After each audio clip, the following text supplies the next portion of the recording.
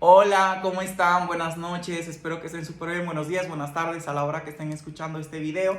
Para mí es de noche, pero bueno, vengo para hablar de algunos puntos que yo quiero pues platicarlo con ustedes, porque ustedes saben que yo últimamente ando sintiendo mucho las cosas en la carne, ¿no? Últimamente siento el nudo en el estómago, en la garganta, en el corazón.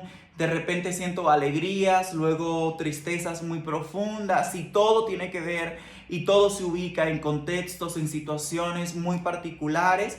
Y este fin de semana me pasó algo muy particular que quiero platicar con ustedes, que ya hablé en un live, pero que me gustaría tomarme el tiempo para hacer el primer punto que yo toque en este video, ¿no?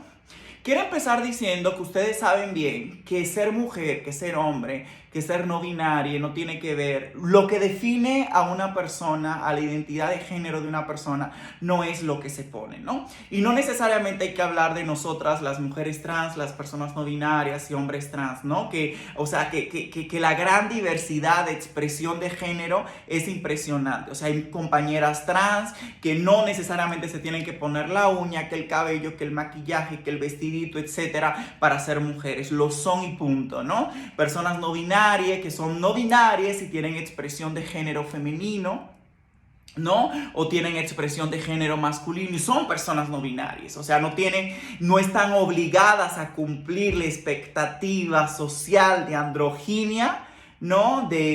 Para que la sociedad les reconozca como una persona no binaria. Y así sucede también con hombres trans, ¿no? Y no solamente hay que hablar de la gente trans. Pensemos, por ejemplo, en la persona cis, ¿no? Todas conocemos a la compañera que trae que la uña, que la minifalda, que el vestido, que tal y tal, que el maquillaje, que el cabello. Pero también conocemos a la amiga que no se pone nada de eso y eso no significa que es menos mujer o que no es mujer. No hay grados, ¿no? Es decir, lo que nosotras nos ponemos en el cuerpo, personificamos, tiene que ver con una cuestión de deseo. Hay que hablar sobre el deseo. Todas experimentamos el deseo de manera diferente, habitamos el cuerpo de manera diferente, desarrollamos libremente nuestra personalidad de manera diferente. La pluralidad de expresión, de vivencia y de habitar la carne y el cuerpo es riquísima e impresionante, ¿no? Entonces yo quiero empezar diciendo en que muchas de nosotras, quienes somos personas trans, mujeres trans, habitamos, ¿no? Una gran pluralidad de expresiones de género, ¿no? ¿Por qué digo yo esto de introducción? Porque últimamente yo he estado experimentando algo que ha sido muy fuerte. Yo al principio dije, yo me voy a llevar esto suave, yo no tengo que cambiar mi closet de manera radical, yo no tengo que mañana andar que como se supone que me tengo que cambiar, etcétera. Yo voy a dejar que esto fluya suavecito, que pase lo que tenga que ir pasando, etcétera, ¿no? Pero hay una situación que tiene que ver con la violencia del mundo hacia nuestros cuerpos y las expectativas que el mundo espera que nuestros cuerpos cumplan, ¿no? Y es justamente que cuando tú vas a un lugar, cuando tú vas a un restaurante, cuando tú estás en la calle, cuando tú vas a la lavandería, cuando tú vas, no sé, a comerte un taco a cualquier lugar, siempre están esos marcadores de género que te recuerdan constantemente cuáles son los atributos que debe de tener tu cuerpo, cuál es el comportamiento que tú debes de tener, cuál es la prescripción que se te dio clínicamente para performar el género que se te dio, y te llaman que caballero, que amiguito, que etcétera, etcétera, y constantemente sucede eso. Y eso sucede también en centros comerciales como los baños, en los vestidores. Entonces hay una vigilancia de parte de todo un aparato, de parte de todo un sistema que constantemente te recuerda que aunque tú digas, óyeme, yo soy una mujer y yo no me tengo que maquillar, yo no tengo que utilizar esto y esto y esto para que tú me reconozcas una mujer, porque tienes que respetar mi identidad de género. No tienes que asumir quién soy, no tienes que llamarme amiguito ni caballero porque no me conoces, me debes de preguntar mis pronombres. Pero la verdad es que la sociedad opera a través de un sinnúmero de dispositivos, de nombramientos, de nomenclaturas que son profundamente violentas, que constantemente nos recuerdan cuál es tu lugar en el mundo, ¿no? Entonces yo estoy cansada de eso. Entonces últimamente, cuando yo iba a los espacios que sucedía esto, ya para mí era insostenible. O sea, era como si algo internamente se explotara dentro de mí y yo podría estar muy feliz y me sucedió una situación parecida y ya me ponía como, o sea, mi energía menguaba, me ponía triste, etcétera, ¿no? Entonces, junto a eso y otros procesos que están pasando en mi vida, cada día se me hizo más insostenible yo utilizar ciertas indumentarias, que esas indumentarias son tecnologías de género, pensando en Teresa de Lauretis, ¿no? Porque al final, o sea, un pantalón no hace un hombre, una playera no hace un hombre, un corte de algo, ¿no? Que dicen, mire, ese corte es de, como esas estupideces, ¿no? Que dicen, si tiene el bolsillo a la derecha, es de mujer, si tiene el bolsillo a la izquierda, es de hombre. O sea, son estupideces que una se cree en la mente, que eso define la identidad de una persona, ¿no? Sin embargo, me di cuenta que aunque yo estuviera consciente de eso y gente que está a mi alrededor también está consciente de eso, hay un aparato social heterocolonial, vigilante, policial de la sexualidad, del género y del sexo, vigilante de los cuerpos, que constantemente ve dónde debes de estar parada, cómo se te debe de nombrar, etcétera. Entonces eso, junto a otras cosas, me llevó a yo tomar la decisión, a decir, ya yo no soporto más esto, yo necesito esto para poder estar más tranquila, ¿no?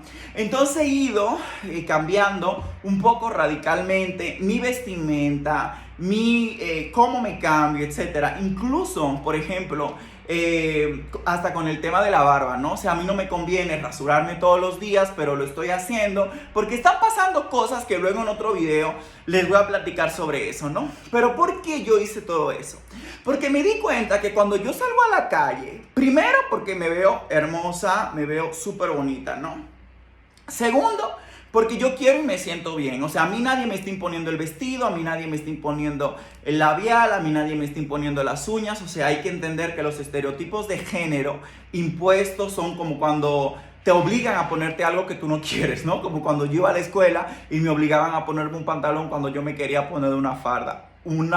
Ahí estaba el estereotipo de género, ¿no? Ahí estaba la imposición del género, no cuando una adulta y libremente, o cuando las niñas también libremente eligen qué se quieren poner y no se le impone nada, ¿no?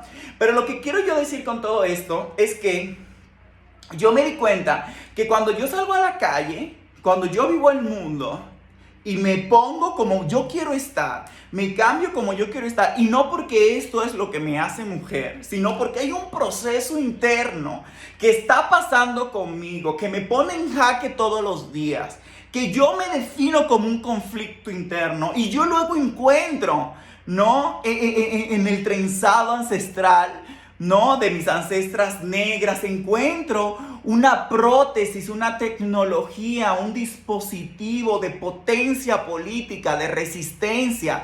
Encuentro en la ropa, en las uñas, en el cabello, potencias políticas que me habilitan y me dan herramientas para yo enfrentar ni vivir el mundo. Me di cuenta que cuando yo hago esto, no porque esto me defina, sino porque dentro de mí, conmigo, soy un conflicto, y entendiendo el conflicto, no porque yo esté mal, el conflicto es un cúmulo de energía positiva, ¿no? Que cuando explota transforma lo que hay al alrededor y transforma el status quo. Así me defino, ¿no? Entonces yo veo en la indumentaria, en esta tecnología de género que fue nombrada como femenina, como aparatos de resistencia que me habilitan a vivir el mundo y a enfrentarme con el mundo. Entonces yo me di cuenta que cuando yo estoy así, guapísima, como ustedes me ven, y voy a los tacos, y voy que voy en la calle, la gente me ve, claro, no me ve como humana, no me ve como una mujer cis, pero me ve como un cuerpo disruptivo en un sistema donde la cisgeneridad, la heterosexualidad como régimen político es la norma, ¿no? Entonces, ¿a dónde voy yo con todo eso? Yo el fin de semana fui a una tienda a comprarme ropa como parte de todo este proceso. Es decir, bueno, si ya yo no soporto eso, necesito hacerme de algunos básicos para poder sobrevivir estos meses, ¿no? O al menos estas semanas, etcétera. Entonces fui a comprarme ropa y nada, compré mi ropa, etcétera, etcétera, etcétera. Se acercaron a mí El caballero necesita ayuda, no soy caballero, mi nombre es Micaela, mi pronombre es ella. Ah, ok, tal, ok, ahí quedó. Ya yo había ido a esa tienda y yo me había formado en el vestidor y me habían dicho, vaya al vestidor de caballeros, porque esto no es para, pues para ti, ¿no? Cuando yo era una persona trans, no binaria, no era varón, ustedes que me conocen saben que esto no es nuevo, no es como de ayer, hay un proceso disidente que se ha venido cocinando, ¿no? Y que se ha manifestado de diferente manera y que ahorita se ha manifestado como Micaela, una negra trans, incluso no binaria. Sigo siendo no plenamente humana para evitar el género de mujer sin apellidos, ¿no? Sino negra, trans, fronteriza, etcétera, etcétera. Entonces me paro en el vestidor y yo sentí unos nervios. Y ustedes no saben yo nunca había sentido tantos nervios. Bueno, sí. Por ejemplo, cuando estoy una vez en migración, pero nunca había sentido tantos nervios como ese momento. Yo tenía un nudo en el estómago, mi corazón me estaba latiendo, agarré mi celular, lo puse en cámara, estaba grabando incluso antes de que empiece todo, porque luego en el momento, para no ponerme como, pues estaba tan nerviosa, yo dije, no, para grabar esto, para etiquetar a Coprea, Conaprea, quien sea en esto, ¿no? Me miró de arriba abajo, las señoras de las filas blancas me miraban de arriba abajo. La persona que estaba atendiendo para pasarme al probador me miró de arriba abajo, sentí sus ojos de duda y me dijo, aquí en el segundo. Mi corazón regresó a su lugar y yo dije, güey, las personas no trans viven esto. O sea, a mí me queda claro que yo no soy un hombre, chicas. Yo no soy un hombre, yo no soy varón. ¿Cómo puede ser posible que una institución, una tienda, un centro comercial, una sociedad me clasifique en un lugar en el cual yo no formo parte? Entonces, en este momento, pues yo sentí muchísimos nervios, me sentí que iba a pasar algo y cuando entré yo dije, wow, pasé. Y ahí fue donde yo me di cuenta del poder de resistencia de estas tecnologías y de estas prótesis. Estas uñas son unas prótesis políticas de género. Este cabello trenzado, afro, es una prótesis política de resistencia heterodisidente, trans, negra, de género. No, el labial, estos aretes son prótesis políticas, ¿no? Porque yo dije, ¿sabes qué? Si no me hubiera visto así de arriba abajo, no me hubiera dejado entrar. Entonces ahí fue donde yo pensé, yo dije, cuando las TERFas, las feministas evangélicas pentecostales que defienden el orden natural de las cosas como el Vaticano, que no entienden la ideología como un discurso político atravesado por el poder, por las ideas, por las instituciones, que fue construido, que no bajó de la mata, sino que fue intervenido, no por quienes ostentaban el poder en ese momento, por una colonialidad del saber que es blanca, occidental, etcétera, defienden, ¿no? Nuestras, o mejor dicho, se ponen en contra de nuestras identidades como si se tratara de algo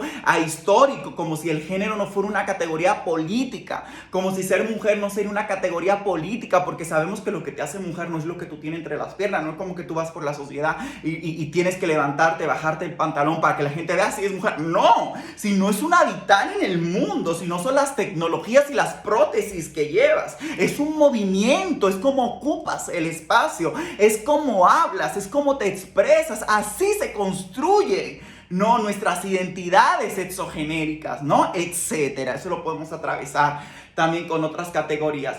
Pero algo que sucede es que estas feministas trans excluyentes constantemente dicen, no, ustedes lo que hacen es perpetuar el género. El género es un sistema de opresión. Nosotros somos críticas de género. Pero son unas hipócritas, porque mientras dicen eso, ellas están entaconadas, con labial, peinadas, etc. Porque si fueran tan radicales y críticas de género, no usaran nada de eso. Parecería entonces que el único cuerpo permitido para utilizar esas prótesis y esas tecnologías de género son los cuerpos cis. Entonces hay una lógica, ¿no?, de saber poder, una lógica de exclusión que me parece a mí profunda, ¿no? Pero lo que no entienden de todo esto es que justamente cuando nosotras utilizamos estas tecnologías y estas herramientas para vivir el mundo, tiene que ver con dos cosas. Con la primera es que una no se pone eso para hacerse mujer. No es como que tú dices, ay, déjame pongo esta falda y soy mujer. déjeme pongo este pantalón y soy hombre. No, uno está en un proceso que está encarnado, uno está sintiendo un chingo de cosas que yo les juro que porque más trate de explicar ahorita, yo tengo que reflexionar muchísimo porque es un conflicto, es una situación. Fíjense que yo antes de nombrarme Micaela, para mí era insostenible continuar viviendo si no tomaba esta decisión. Y tú te levantas todos los días, duré 30 años, imagínate, levantada con un conflicto, buscando formas de nombrarte, de manifestarte, de vivir en el mundo, que luego tú dices hasta aquí y ponerte esto es un efecto y una consecuencia muy colateral de algo que está sucediendo al interior y en nuestra carne. Pero ¿saben por qué las TERF nunca se van a dar cuenta de esto? Porque de la única manera que una se puede dar cuenta de esto es si hablan con nosotras. Pero la mayoría de la cisgeneridad y de la gente transfóbica no habla con nosotras, habla por nosotras. Y cuando hablan por nosotras es una violencia brutal, ¿no? Estoy pensando en María Lugones. Entonces, en esta lógica, a mí me gustaría explicar que cuando una se pone esto, o sea, yo así me siento en resistencia. Estas son garras para luchar contra la heterosexualidad como régimen político y contra la cisgeneridad y por luchar por mi lugar y mi posición en el mundo. O sea, cuando yo me planto en un lugar que me dicen amiguito, yo le digo, a ver, ¿tú me ves cara de amiguito? ¿Tú crees que yo soy amiguito? Y así se queda. O sea, porque mi cuerpo, y no me interesa parecer cis. O sea, no me interesa, mira, sí, mire, es idéntica, es como... No me interesa. Lo que quiero que te quede claro es que no soy un hombre. Y que dentro de la pluralidad de la existencia del ser mujer, negra, racializada, ubicada y situada en el mundo, nacida en el Caribe, donde llegó Colón, habito también esa categoría como una reapropiación y una contaminación de esa categoría propiamente humana. Y que le quede claro a la gente esa monstruosidad que está sucediendo en mi cuerpo y en todo, ¿no? Entonces, esa es la primera cosa. O sea, una no se pone esto porque está replicando el género, chica. Una se pone eso porque son armas, tecnologías y aparatos de defensa, porque estamos en guerra. Porque nuestros cuerpos están en guerra, porque estamos en un país donde se asesinan a las mujeres trans, a las personas trans, porque la transfobia, la discriminación, los crímenes de odio, los crímenes, los discursos criminalizantes, estigmatizantes, son una cosa de todos los días, no son excepción, son la norma. Entonces estamos en defensa de nuestra vida y también porque no todas hacemos esto, sino que también hay muchísimas mujeres trans, ¿no? Que no necesariamente, o sea, que cuando utilizan ese discurso, todas quieren ponerse... ¡Gato! Todas quieren ponerse... replicar los estereotipos de género, etc. Es como, no, chica, no son estereotipos, son herramientas políticas de lucha. Y muchísimas otras ni eso utilizan, ¿vale? Entonces eso me parece, estoy súper nerviosa porque el gato está tirando algo y yo estoy grabando este video y no me quiero parar. Entonces, sí, por ese lado, ¿no? Entonces, esa era la primera cosa que quería platicar con ustedes. Entonces, nada, por mi cuerpo está sucediendo todo esto. Creo que me parece algo que es muy tenaz, que es súper importante, que es un proceso. Creo que estas tecnologías que se nombran, hay que reconocer que el sexo no es algo dado por la naturaleza, que el sexo, lo que construimos en el cuerpo, está atravesado por el poder, por las palabras, por el contexto. Estoy recordando este libro de la invención de las mujeres de Oyeron Koyegumi, ¿no? Donde cómo da cuenta en una sociedad yoruba, donde el género no es la categoría organizativa de toda la sociedad, sino la señoridad, o sea, la edad que tienen las personas. Recordar que el género, el sexo, como lo entendemos ahorita en su lógica blanca, es una herencia y una imposición colonial que se impuso a través de la colonización, del colonialismo, de la evangelización, ¿no? Del catecismo, de las leyes de Burgos. La feminidad blanca se enseñó, se adoctrinó y los cuerpos se clasificaron. Mis ancestras negras, racializadas, sus ancestras indias, racializadas, negras, que se encontraron aquí en la irrupción colonial, no fueron definidas como mujeres, sino como animales, hembras. Como cuando tú tienes una perra, una gata, a ti te queda claro que no es humana. Te queda clara que no es humana, pero le das un nombramiento como hembra, porque está en el reino, está en el reino del no ser, ¿no? Entonces hay que recordar que toda esta imposición de cómo entendemos la categoría de género hoy es una imposición colonial, ¿no? Propia del colonialismo, y hay que saber y hay que tener súper en claro como esta genealogía, esta historia para poder disputarla, ¿no? Y poder demostrar, ¿no? Que esto tiene que ver con o sea, que el ser mujer, el ser hombre, ser una persona no binaria es una situación política atravesada por el contexto, por la cultura, por el lugar, por los espacios, ¿no? Y hay que entenderla desde ahí, porque si esencializamos y caemos en determinismos biológicos, entonces no hay que hacer nada. Las cadenas no se pueden romper, tú eres lo que eres, etc. Y yo creo que el devenir, ¿no? Es una postura política radical en un mundo que ama las fronteras, que quiere identidades fijas y cerradas, porque de la única manera, como siempre digo, que se pueden controlar los cuerpos es cuando son identidades y son sujetos fijos y cerrados, ¿no? Entonces eso me parece a mí muy fuerte, muy tenaz y súper importante. Y otra cosa que me gustaría decir antes de terminar este video es que justamente yo no sé por qué razón se oponen a nosotras, porque bueno, ya puedo hacer otro video de eso, porque ustedes saben, frente a esa narrativa del borrado de mujeres hay que preguntarse quién borra a quién, y te vas a dar cuenta cuál es el lugar que ocupan las mujeres, las personas trans en el mundo, y cuál es el lugar que ocupan las personas cis en el mundo, especialmente si esas personas están dotadas por clase, sexualidad hegemónica, funcionalidad, capacidad en términos capacitistas del cuerpo, capitalistas del cuerpo, qué tan productivo puede ser en el capital, de raza, de blanquitud, etcétera, ¿no? Cuando nos preguntamos dónde están, se van a dar cuenta que no están borrando a nadie, que están en un lugar de profunda subalternidad como producto de relaciones de poder y de dominación, donde la colonialidad de género, ¿no?, funciona de la mano con el racismo estructural, con el capitalismo, con la modernidad y con la explotación del mundo, porque nuestros cuerpos se entienden como recursos, ¿no? Y son cuerpos que tienen que ser sexuados, clasisexuados, para que puedan tener un lugar y una ubicación dentro del capitalismo.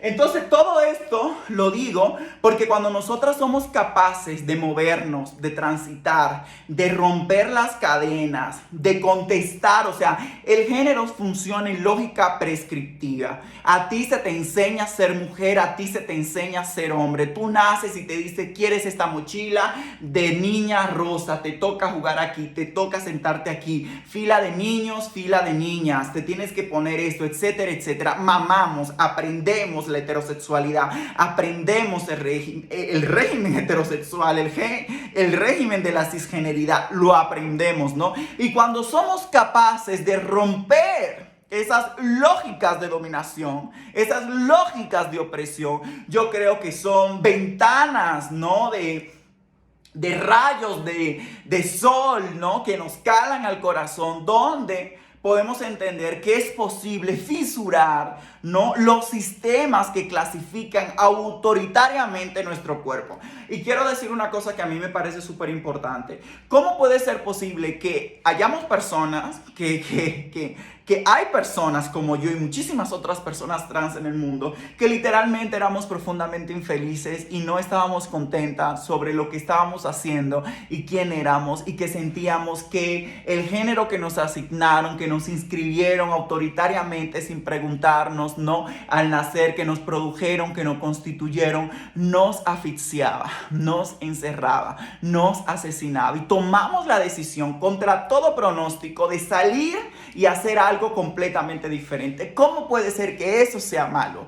¿Cómo puede ser que hayan personas que se activen y se organicen para poder oponerse al derecho que tiene otra de decir, me quiero llamar Micaela, mi género es este, quiero ser, mi expresión de género es esta, tengo derecho a la identidad, tengo derecho a un nombre, tengo derecho a la nacionalidad? O sea, ojalá que rompan todas las actas de nacimiento, que son mecanismos de control de los cuerpos de las personas. Ojalá que rompan todas las INES y todas esos documentos de control. Pero la verdad, lamentablemente, es que en esta sociedad moderna, esos documentos son parte fundamental y constitutiva para existir. O sea, literalmente, si no tienes una INE, un IFE o lo que sea, como le quieras llamar, no tienes acceso a derecho. Por eso siempre digo, no se nace con derechos humanos. Los derechos humanos son cosas que se asignan a ciertas personas, porque no todo el mundo tiene derecho. Por ejemplo, en República Dominicana, que hay un chingo de personas dominicanas de ascendencia haitiana que el Estado dominicano le quitó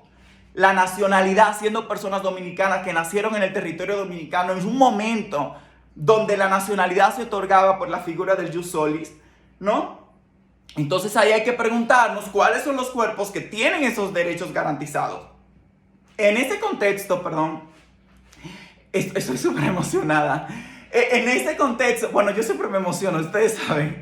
En este contexto, yo justamente lo que quiero decir es que cuando una sale y una pide, no quiero cambiar mi nombre, quiero cambiar mi identidad, o sea, si voy a acceder a un trabajo, muchos de los obstáculos que se tienen para tener un seguro médico, para tener acceso a un trabajo, tiene que ver también con el nombre, porque no todo el mundo quiere estar presentando su DICNEI, o sea, un documento, un nombre, una cara que ni le representa en sus procesos. No, y hay países y lugares donde eso no es permitido. Incluso en México tienen que venir a la Ciudad de México. En República Dominicana, por ejemplo, yo no sé si ustedes saben, pero yo ando en proceso de naturalizarme mexicana, lo cual me agrada mucho, la verdad. Por otras razones que luego le voy a platicar, que tienen que ver con la migración, que tienen que ver con mi presencia en México, que tienen que ver por lo que digo, por mis opiniones, etc. Pero el punto es de que en República Dominicana eso no es posible, ¿no? Y eso ya es un indicador. ¿Por qué no es posible, no? Entonces, con la conclusión de esta idea es que ¿cómo podemos nosotras habitar, vivir en un mundo donde hay personas que se activan y se organizan para poder oponerse a los derechos y a este tipo de cosas que no le hacen daño a absolutamente nadie? Porque, a ver, yo le voy a hacer una pregunta a ustedes. ¿A ustedes en qué le afecta que yo me ponga vestido, uña y cabello? ¿A ustedes en qué le afecta que yo le diga que yo no soy tal y tal, y que soy Micaela y que soy una mujer trans negra? ¿A ustedes en qué le afecta? Porque parecería que la vivencia es en suma cero. Parecería que automáticamente, y por eso hablan de esa estupidez del borrado de las mujeres, parecería que cuando una se manifiesta como mujer, en automático se borra una mujer cis del mundo, y eso no funciona así. Los derechos no funcionan así. Que una persona tenga derechos no significa que tú pierdas derechos. Ahora, si estamos hablando de privilegios, eso es otra cosa. Porque, a ver, es que esto no es nuevo. Y mira, yo tuve que acabar este video. Llevo 27 minutos. No puedo pasar de media hora. Esto no es nuevo. No es nuevo. La gente negra, acuérdate, la esclavitud fue un modelo social, económico, cultural que organizó todo el planeta. Fueron muchas luchas. Fueron muchos procesos de resistencia. Fueron siglos de esclavitud. Y ahí podemos ir. La patologización de las personas homosexuales, de las personas trans, que apenas hace un par de años la quitaron de la lista de la OMC. Nunca los derechos se han dado en bandeja de plata. Han sido luchas constantes. ¿Saben por qué? Porque si bien es cierto que yo tener derecho a ti no te quita derecho, lo que es real es que evidencia los privilegios. Porque cuando tú dices, ¿cómo puede ser posible que vivo en un país donde se criminaliza y se asesina a las personas que no son heterosexuales?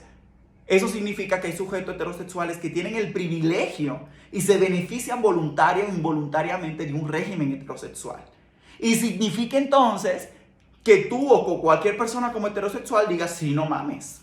Hay que reconocer, y eso no significa que tú seas una mierda, significa hay un sistema que está operando en la mierda y que no puede seguir así, y que evidentemente sí es cierto que la heterosexualidad es un régimen político, pensando en Wittig, ¿no? O racista, sí es cierto, tengo la tez blanca, porque la blancura y blanquitud es diferente. Blancura es racismo estructural, literalmente es un sistema de opresión que tiene que ver con lógica de la epistemología, de la estética, de la ontología, del saber. Y la blancura es que, discúlpame, un cuerpo blanco en un aeropuerto, por más latinoamericano que sea, y ustedes saben, aquí en México hay gente, si te vas a Polanco, yo estudié en una universidad privada muy privilegiada con una beca.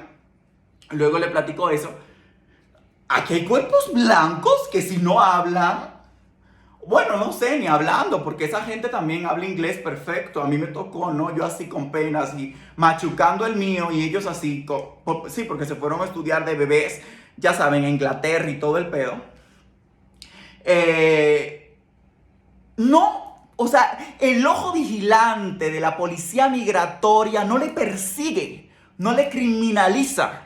Y quizás esa persona tenga conciencia de clase y diga, oye, güey, es verdad, yo no tengo culpa de ser blanca. Y quizás esa persona seamos amigas, estemos en proyectos juntas. Se puede. Todo el mundo tiene que ser activamente antirracista pensando en Angela Davis, ¿no? Y pensando también en la Ochi Curiel, que dice, todo el mundo tiene que ser antirracista si quieren una transformación social. No solamente la gente negra y la gente india. Porque el esencialismo no funciona, ¿no? Y por eso también, eso es algo que se replica en el campo del feminismo, ¿no? También. Pero el punto es de que esa persona que esté súper consciente y utilice sus espacios y sus privilegios y no hable por, sino con, etcétera, o sea, que reconozca y diga, este mundo es tan racista que yo recibo un trato diferente por cómo me ven que mi hermana Micaela o que mi hermana fulanito, que mi hermano fulanita que son afro, etcétera, etcétera. Eso no te quita un pedazo de a ti encima. Eso significa que tú estás reconociendo un sistema de opresión. ¿Y sabes qué está sucediendo cuando dices eso y reconoces eso? Que estás justamente confirmando que las denuncias constantes que nosotras hacemos por habitar esta carne y este cuerpo no son mentiras, porque recuerden, a la gente negra nunca se le cree. Una siempre es intensa, una siempre es loca, una hay muchas cosas, pero a nosotras nunca se nos cree. Entonces, en esa lógica, a mí me gustaría poder como pues reflexionar en todo eso. Y fíjense, empecé hablando de la ropa, empecé hablando de mi situación política, de mi conflicto político, de mi carne en relación a la sexuación obligatoria que se me inscribió en el cuerpo. Y estoy empezando a hablar de racismo y todo esto. Y lo que sucede es que yo no puedo hablar de otra cosa si no es de eso, porque es lo que me atraviesa la carne y es el único conocimiento y la única experiencia que tengo. Y siempre la gente blanca dice, ¿por qué ustedes siempre tienen que hablar? Pues es de esto que voy a hablar, porque es lo que me atraviesa.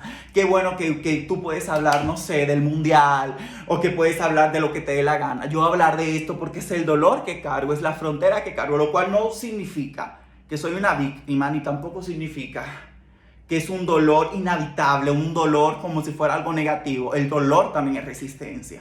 La carne también es resistencia y es resignificado y he vivido. Y también porque no estoy sola, estoy con muchas personas, mucha gente que siempre, que ha sabido ser activamente antirracista, ¿no? Y que no necesariamente son personas racializadas y blancas, sino que hay una gran pluralidad ahí en ese campo.